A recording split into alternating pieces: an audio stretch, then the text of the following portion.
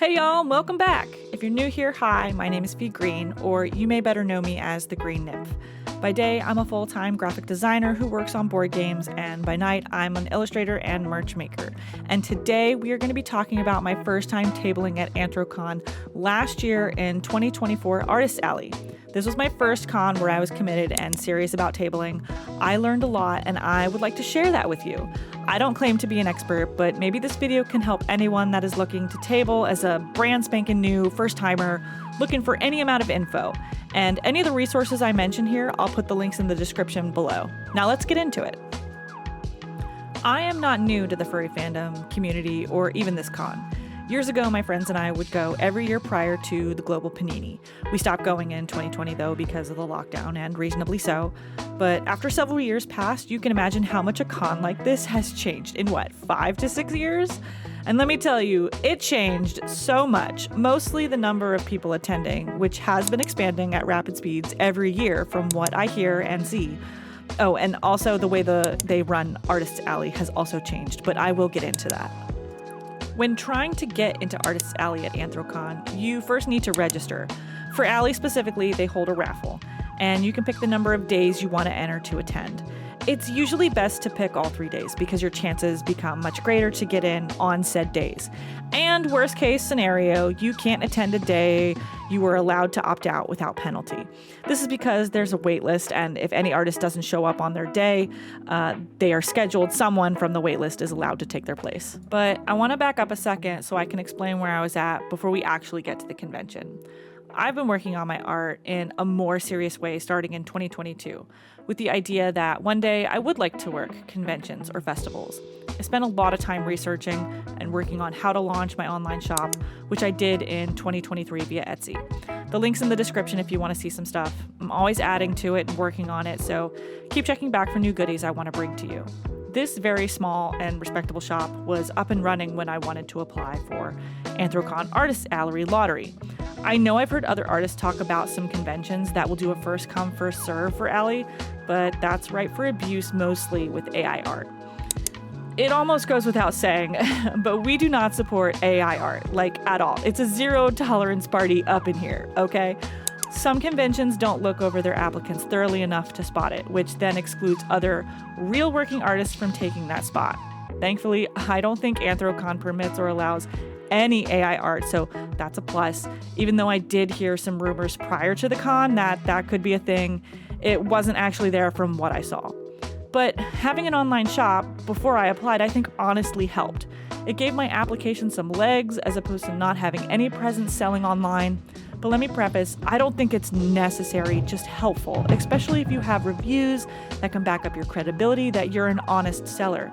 If you win in a lottery system, they'll have their own rules and conditions, but generally it's fair game from what I know. AnthroCon only gave us lottery winners a month to prepare in advance for this convention, which if you order any merch from overseas, you know that is not a lot of time to ship, but it can be doable depending. And I bet you didn't know this. I mean, maybe you did, but I didn't know this when I first started making stuff. Enamel pins cannot be made inside the US. This is because the same machinery used to make those pins are ones that are used to make coins. So it's to stop people from making counterfeit money.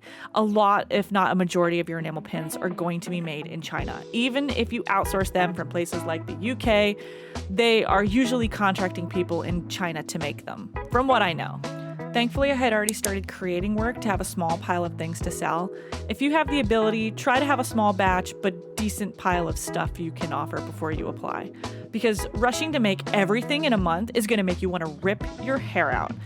At the time, the only things I was waiting for were my Hell of a Boss Luna and Beelzebub stickers.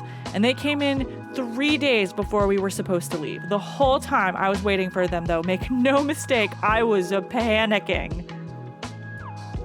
Now, how AnthroCon Artist Alley was run in the past, you didn't need a sales tax ID for the state of PA, where this con is held. I think this is becoming more common for conventions to have it, but Besides that, I think it's just good practice for anyone looking to get into selling. In past years I used to go, this was never needed, but as more people have started to sell merch items instead of just flat prints, the convention, for legal and tax reasons, had to put this rule in place.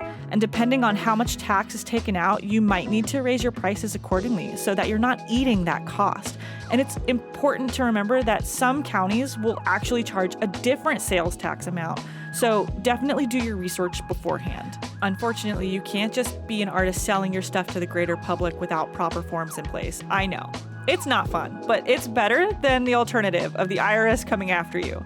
And like any good bureaucratic government system, trying to find your way around their websites and legal jargon can be a major pain in the ass. It took me about a month of phone calls and emails to get everything in place because I was just so new to all of it, but I had a wonderfully patient representative to guide me through on calls. I really wish I could remember her name. She was a lifesaver.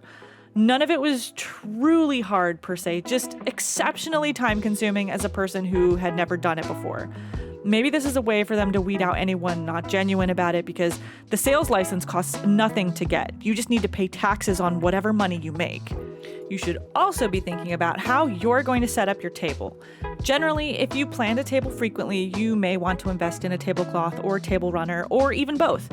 You can get table runners for reasonable prices. If you want something custom, relatively good quality, and fast, I suggest Vistaprint for custom runners. Your smallest size of 24 inches wide will run you about $60. Anything wider will go up in price accordingly. You can also do something a lot cheaper if you don't have the money to spend on table runners. A bedsheet hemmed or folded with a printed sign will work just fine. You just want something eye-catching other than the plain blank tabletop they give you. Next, you'll need to find a way to display your merch or prints. Here's what my table setup looked like and what I use to display. There are a number of ways you'll find artists do this. If you search YouTube, Pinterest, or even TikTok, you'll find a ton of artists displaying their work differently in fun and creative ways. Some use the cubes you can find on Amazon, which I think if I were to do this again or anywhere else, I am going to invest in. They're lightweight, collapsible, and can be stored in a suitcase for easy travel. It's quite genius, really, and you'll see a lot of serious folk have them and using them in super fun ways. Personally, I picked wooden elements to fit my brand this time around, like this wooden bowl to hold my Has-Been Hotel Fat Nuggets pins. Some of my friends on Discord even suggested a cork board to show my stickers.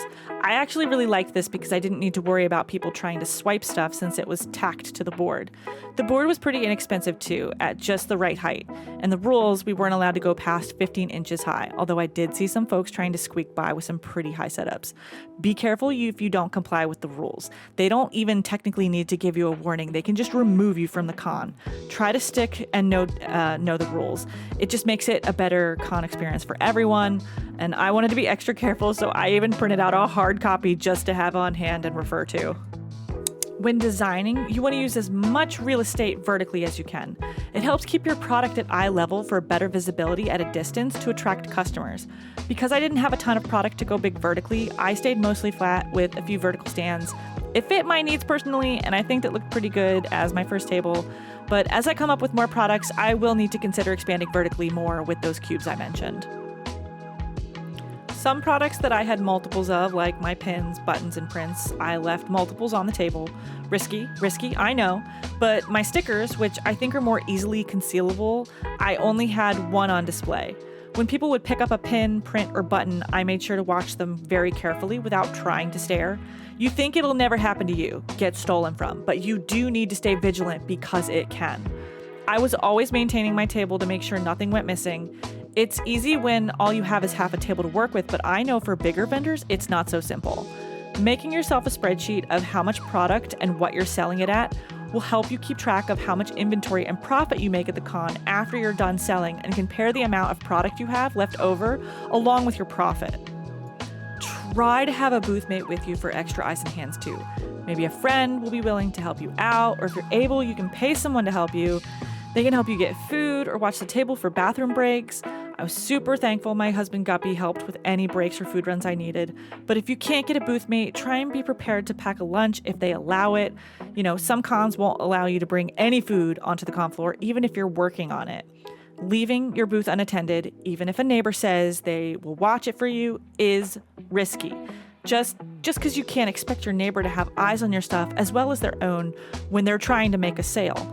Most people will be kind enough to do it, but they can't be held responsible if anything is taken from your table. And don't get me wrong, you can do it solo. I know plenty of people that do.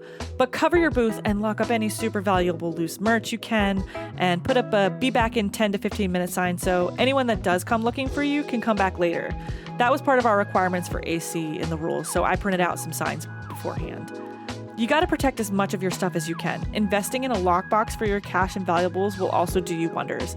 I had mine handy and I kept all my cash inside. My biggest mistake I made for this con, though, was not setting up a square beforehand and had to turn down maybe like 1 or 2 customers. I foolishly thought I could try and quickly download the app and fill out all the security questions, but the internet was garbage and I was having technical trouble, so I just gave up. But people will most likely, or should, have cash on them at a convention. You should be prepared to make change, which is where the lockbox comes into play. Get yourself some cash well before you head to the con floor. I took a $60 bill and split it into ones, 5s, and 10s, I think. This will help you make change easy for those larger bills. People will have on them. I also had PayPal and Venmo available as well with a little sign and my QR codes for easy scanning. I just really wish I had that square set up because I'm kicking myself. It's noted for next time though. And if you want to attract customers to your table, I have a few tips that worked for me. You want to look busy, but not so busy that you don't acknowledge your customers. It really is a delicate dance that is better with practice. I've worked in customer service for a number of years and was an office manager, so I already had a little bit of that experience on being around people in a store setting, but it really does take practice.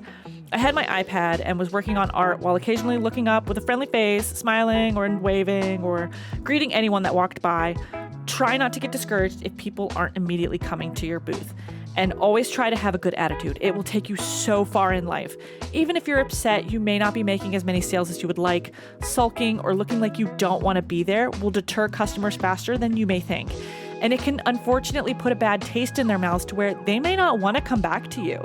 If you need to air your grievances, do it in a safe space, away from your booth or the con with friends. Your feelings are valid and important, but you just don't want customers who are going to keep your business in place see that.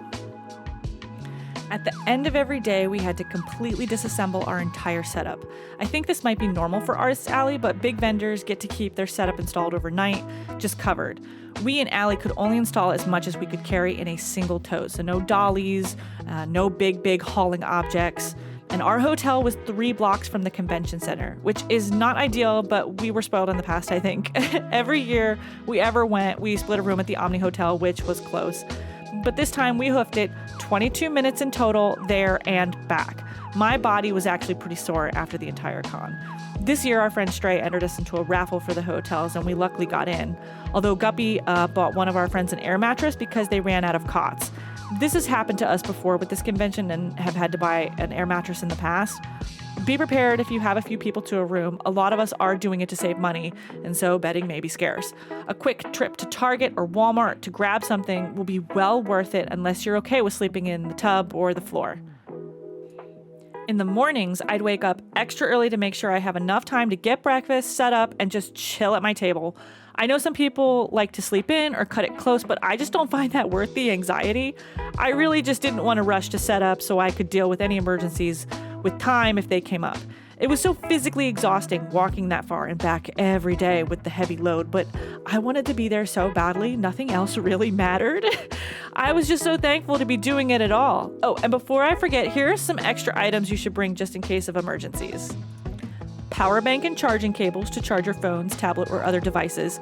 Packing tape in case something is loose or needs to be held down. Table clips for your tablecloths or runners. Dry, non-perishable snacks like granola bars, pain medication, Tylenol, ibuprofen, and Band-Aids. You may not need all of this, but it's better to have and not need than need and not have. The entire con I mostly worked, but there were some days I packed up an hour so early to walk the dealer's den and scout out a few things for myself. My friends and I ate together at some of the nearby restaurants. The food was super tasty, but a lot of our previous restaurants had moved or closed, which was really sad for us, mostly because we had a lot of memories at those places. But it's okay, we made new ones. We usually like to eat at this place called Sushi Kim's for dinner, but they closed down. Or hit up the exchange that had video games, some figures, and fun stuff, but they moved to a larger location across the city. And if you ever do get to go to this con, I highly recommend Fernando's Pizza Place. Apparently, a few years ago, they were not making enough money to sustain their shop, but they had always been such a supporter of furries when we came to town. Not making them feel bad for having their suits and always feeding the furs, sometimes with pizza and take-home dog bowls marked with the AC logo. The furry fandom raised something like $20K to keep the store in business, and I guess the owner would stay open way past when he normally would to help feed some of the furs and made friends with a lot of them. It's an absolute understatement to say that it will forever hold a place in our hearts. Overall, I made enough to just break even and pay for my merch and the trip. I still had to pay taxes on that money, so I did lose a small amount. I have a full-time job I'm incredibly grateful for that helped fund this, but if I was trying to do this full-time, I would need to make, at the very least, maybe 2 times more to consider this lucrative. And while I know I'm relatively new to tabling and this magnitude, I know other full-time artists are feeling these effects of hard sales at cons also for various reasons. You can look anywhere and they will tell you. As a first-timer, I do consider this a successful con for myself considering my position. There are some things you can only learn while at a big con like AC, like what might sell better than others, or what people are talking about looking for, things that are a little more nuanced than simply selling online. You should be taking note of what people are picking up or putting down and what people are talking about. It's all a good learning experience and should not be taken for granted. I would love to go back with my friends again with more art and merch, but I'd like to also expand into other cons or festivals as well. Stuff that's closer to me, maybe. I do need to make more products though, so if I get a bigger table or booth, it doesn't look so bare. I've been watching a few over the years and noticed that some of their tables are getting pricier, so we'll see. Anyway, if you think I missed anything or want to know more, leave a comment below. I'd love to know your experience with tabling at cons if you've ever done it before. If you'd like to support me in other places, consider checking out my socials linked in the description box below. Thank you so much for watching, and I'll see you in the next one. Bye, y'all!